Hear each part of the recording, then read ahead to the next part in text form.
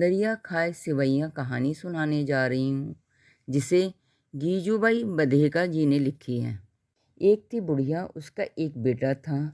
एक रोज उसने बुढ़िया से कहा, माँ मैं धन कमाने दुबई जाऊँ। बुढ़िया बोली, बेटा तुम चले जाओगे तो मैं अकेली हो जाऊंगी। हमारे आंगन में खड़े नीम के पेड़ पर बंदरिया रहती है, ना वो मुझे चैन से जीने नहीं देगी। बेटे ने कहा, चिंता की कोई बात नहीं, तुम मेरा लट अपने पास रखना और जब भी बंदरिया दिखाई दे उसे फटकारना। साल भर की तो बात है, समझो यूं गया और यूं आया। माँ बूढ़ी थी, मुंह में एक दांत भी न था, वह कुछ भी चबा नहीं पाती थी। इसलिए वह रोज़ सिवैयाँ बनाती और ज्यों उसे प्लेट में ठंडा करने के लिए रखती, पेड़ पर से कूदकर बंदरिया आ पहुँचती।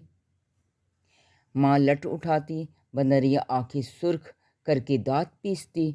बुढ़िया डर जाती, बंदरिया सारी सिवैयाँ खा जाती। बेचारी बुढ़िया रोज भूखी रहती, कभी सूखा आटा फाँक कर पानी पी लेती, कभी सिर्फ पानी पीकर गुजारा कर लेती।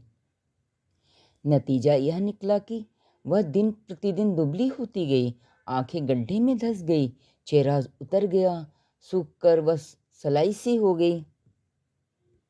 जैसे तैसे 1 साल बीता और बेटा लौट कर आ गया। उसने बुढ़िया की खस्ता हालत देखी तो हैरान रह गया। बोला, माँ तुम इतनी दुबली कैसे हो गई? कौन सा रोग लगा है तुम्हें? बुढ़िया ने विस्तार से सारा किस्सा सुनाया। बेटा ने कहा, उस बंदरिया को तो कल मैं देख लूँगा।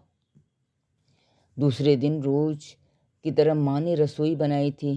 घी चुपड़ चुपड़ कर नरम नरम फुलके एक प्लेट में रखे और दूसरे प्लेट में गरम गरम सेवैयाँ। बैठने के लिए थी पत्थर की चौकी जो आग में तप कर सुनहरी हो गई थी। अब लड़के ने खुद चलकर आवाज़ दी, आओ बंदरिया खाओ सेवैयाँ गरम गरम, आओ बंदरिया आसन बिछा है नरम नरम।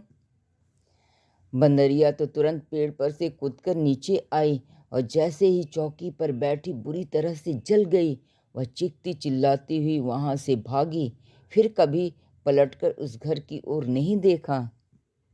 बच्चों, आपको ये कहानी कैसी लगी? अगली बार एक नई कहानी के साथ मैं जल्दी आऊँगी।